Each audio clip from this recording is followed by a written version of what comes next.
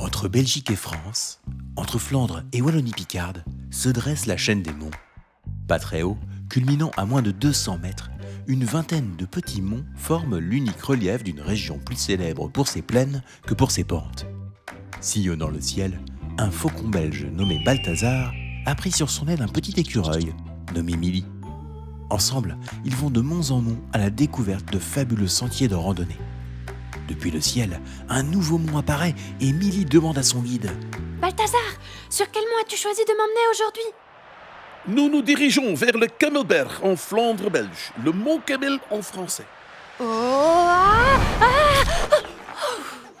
Au sommet ici, tu te trouves à 156 mètres d'altitude, Milly. Waouh, quelle belle vue!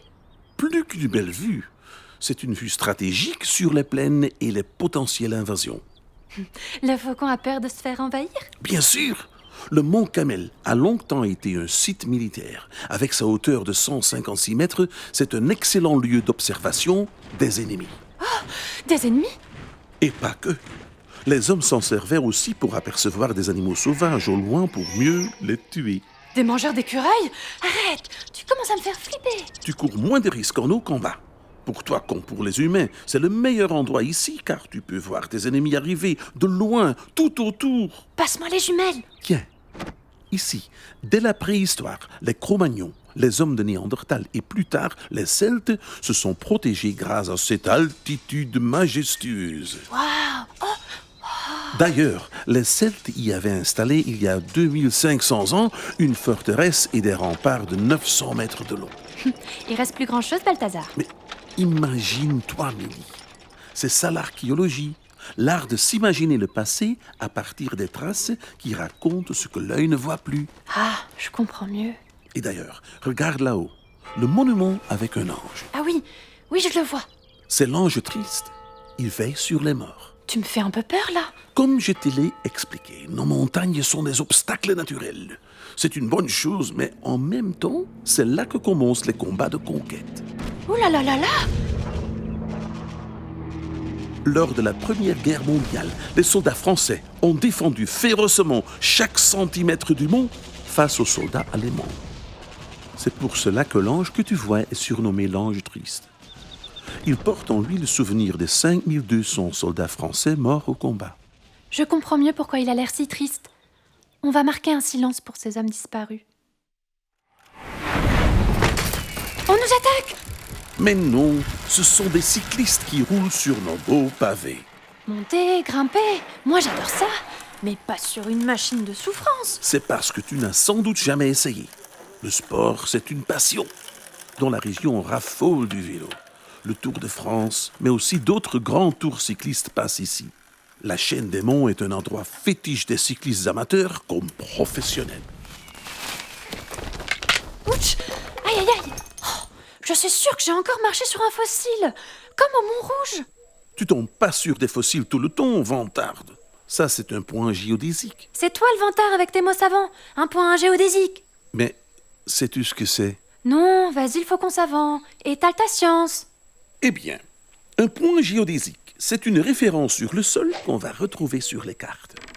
On connaît très bien son altitude, son emplacement, et ça sert donc de point de repère réel à des humains pour calculer des distances, par exemple. Tu es en train de me dire que je suis en train de marcher sur une carte? C'est un peu ça.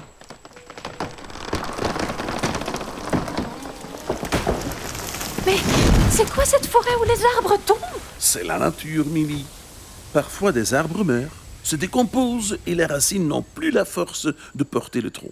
Les gardes forestiers veillent à l'entretien, mais quand il n'y a pas de risque hors des sentiers, ils laissent la nature faire son œuvre. C'est plus écologique. T'es bien un oiseau, et eux, ce sont bien des humains. Mais imagine qu'un écureuil soit en dessous. Hein? Tu y as pensé? En dessous de l'arbre. Paf! Écrase Émilie. C'est dangereux, mais... Oh! Des châtaignes.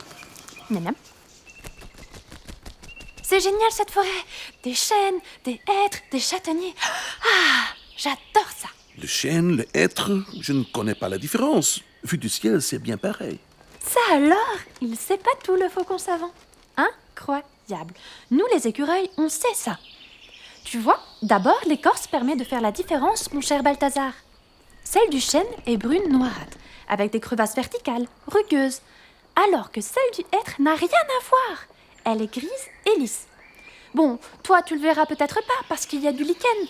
Alors là, regarde les branches. Celles du hêtre sont dressées, très droites. Celles du chêne sont étalées et sinueuses. Intéressant. Mais je pensais plutôt aux feuilles. Évidemment, c'est pas du tout les mêmes feuilles. Mais en hiver, tu ne peux pas le voir. Oh, ce ne serait pas de la famille là-bas? Bon, Balthazar, je te laisse, hein. Je vais dire bonjour au cousin. Encore? Mimi, où es-tu? Tout va bien? Ça va. Heureusement, j'ai fait la technique de l'écureuil volant. Mais je ne te vois plus du tout, le faucon. Je crois que je suis tombée dans un puits. Ce n'est pas un puits, ça. Tu es tombé dans notre bunker. Dans votre quoi? Dans notre bunker. Je suis juste au-dessus de l'aération. C'est malin, ça, Milly. Moi, je ne peux pas descendre dans cette cage. Oh, c'est magique. Je viens d'allumer. Je crois que je suis dans un musée, Balthazar. Plus qu'un musée. Tu es dans l'Operation Room de l'ancien bunker de commandement Kamel. Bon, ça sent l'absence de noisettes à grignoter, tout ça. Balthazar, ça va? C'était quoi ce bruit? Je fais ça pour te sauver, Milly. Je m'infiltre comme le Faucon Millennium. Qui ça? Oh, un cousin qui vit dans une galaxie lointaine. Oh mince, il devient fou. Mais c'est quoi cet endroit? Eh bien, au début des années 50, en pleine guerre froide... La guerre froide? Oui, c'est le nom qu'on donnait à la période de guerre psychologique entre le bloc de l'Est et le bloc de l'Ouest entre les années 1950 et 1980. Je comprends rien du tout. Eh bien, disons qu'à cette période de l'histoire, les humains ne se faisaient pas la guerre avec des armes, mais avec la parole, en se menaçant de mort. Sympa. C'était une période de terreur entre les humains d'ici et ceux de l'Est. Les terribles wallons. Non, eux, ce sont nos amis. Beaucoup plus à l'Est, à des milliers de kilomètres. Beaucoup trop loin pour un faucon. Je vois. Et donc là-bas, il faisait froid. Oui, mais ce n'est pas pour ça. La guerre froide, cela veut simplement dire que ce n'était pas une guerre chaude avec des armes. Donc, on faisait la guerre dans le bunker. Oui, c'est un petit peu ça. On se préparait au pire. Donc, au Camelbair, on pouvait se protéger en haut en voyant les ennemis de loin, et en bas si l'ennemi attaquait un peu trop. C'est exactement ça, Milly. Ici même, la Belgique, la France, la Grande-Bretagne, le Luxembourg et les Pays-Bas ont construit ce bunker pour la coordination de la défense aérienne de l'Europe de l'Ouest. C'était pour coordonner secrètement les militaires et protéger l'Europe. Fabuleux. Et ça a marché? En fait, non. Ça n'a servi à rien au début. Ah? Au moment même où le bunker fut terminé, une organisation nommée l'OTAN a créé sa propre base anti-aérienne pour remplacer celle-ci. Il n'a jamais servi dans le cadre de la coalition initiale. Oh, c'est bien dommage. Mais heureusement, en 1963, le commandement suprême des forces armées belges a décidé d'aménager le bunker comme quartier général en cas de guerre, de conflit ou d'exercice. Et on y faisait quoi? Top secret, Milly. Mais visite le site maintenant qu'on est là. C'est un grand témoin de la paranoïa qui régnait pendant la guerre froide, avec ses missions secrètes et ses ennemis invisibles. Allons-y, Balthazar, on va voir ça. Ça a l'air très amusant.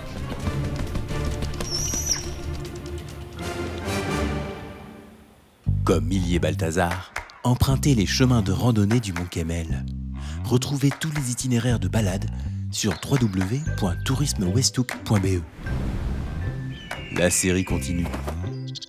Allez découvrir les histoires de Milly et Balthazar sur le Mont Rouge, le Mont de Watte, le Mont de l'Enclus, le Mont Saint-Aubert. Cette capsule audio est financée dans le cadre du projet Interreg Ruralité avec le soutien du Fonds européen de développement régional et Westour. Une série de podcasts produite par Résonance Film. Écriture et réalisation Maxime Pantier, montage son et mixage Sébastien Eugène, avec les voix de Yves Mondu en Balthazar et de Saskia Tartra en Milly.